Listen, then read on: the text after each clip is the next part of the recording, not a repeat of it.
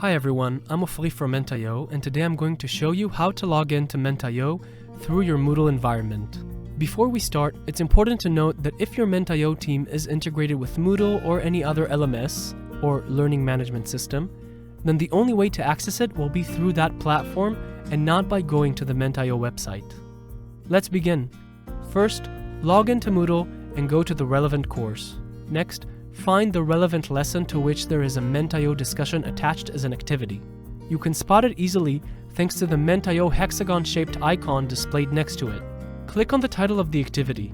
That will lead you to a page inviting you to open Menta.io directly from Moodle with no additional sign-in. Clicking on the Open Menta.io button takes you to the course's team. From here, you just need to select the relevant discussion and join in.